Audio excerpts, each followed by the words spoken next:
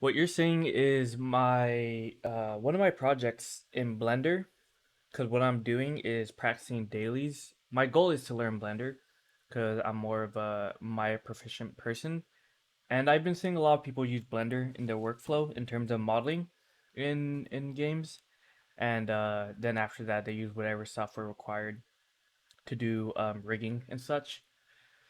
But they're getting models done quick, and you can get models done in any software, but you get a lot of freedom I've seen with Blender, especially because the modifiers. You don't have that luxury in Maya, but that's something I kind of want to add to my tool belt. So that's why I've been giving myself dailies, as you can see going on right here, with this Just Skin by cool dude, Scrap Mike on Twitter. He makes pretty cool concepts. Before I've been doing more simple props, and I wanted to challenge myself with this one, as well as before with the other props. I've been doing kind of like a remesh and smooth after Boolean, kind of like Dynamesh, but just like Dynamesh, you're probably not gonna do it on every asset. You're probably gonna only want to do it on specific like circumstances or parts of objects. So my goal for this one was to get more of a sub D, use that bevel subdivision and such to get the idea through. Now, as you can see, I start off with block out, getting more shapes. I tried my hardest to not get too far into detail, because something I do is I always try to get the high poly while I'm working on the block out. But you shouldn't. I shouldn't do that. I shouldn't get like my head on specific areas.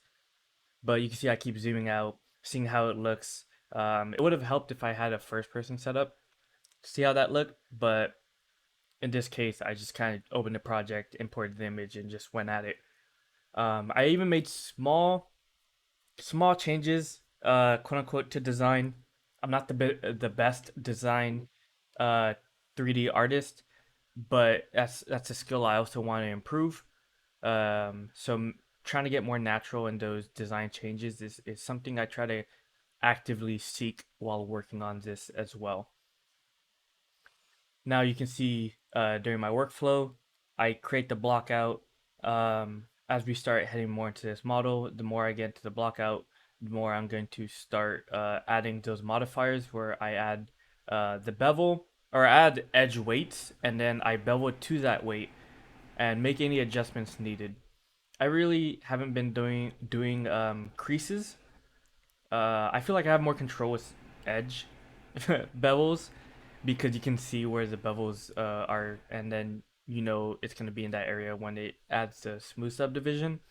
But I know creases uh doesn't add geo, so there are parts where my bevels would overlap a lot, and due to that, I can say that in this model I have inconsistent bevel weights. Whereas if I used crease, I probably could have been more in control. Yeah, so that's something I could try out for next time. But for now, it's mostly get that get those cool insets and stuff like that. And by the way, I get those booleans and insets done by using machine tools and mesh machine. It's a pretty cool add-on for Blender. It's really fast. I don't even know the full power of it, and it's it's helping me out quite a lot. I'm watching a lot of their videos and trying to use it more, but I'm trying to get more into workflow of just using it without thinking as well, because proficiency is not having to stop, think of what you want to do next. I'm trying to just seamlessly make as I go.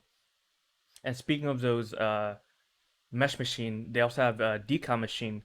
um I noticed that this model had a lot of insets and such, and I could have modeled all of it. I could have used floaters, and that decom machine kind of had presets, and I wanted to try to take advantage of that because I could start off using the presets, but using that, I'm planning to make my own, especially for these like more simple decals, and to utilize that because I seen a video where you could bake that in as well, and that sounds really powerful and really like it's a time saver at that point.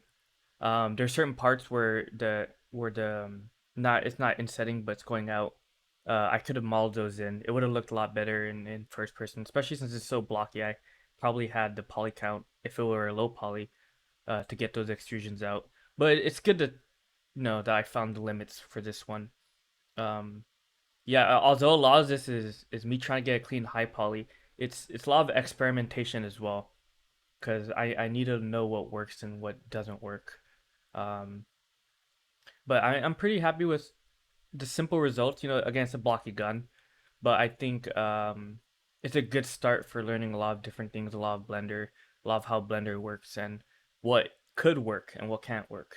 Hopefully, I could do more complex models and other than this blocky weapon, but get more complex models and get more efficient at this. That's the goal, at least.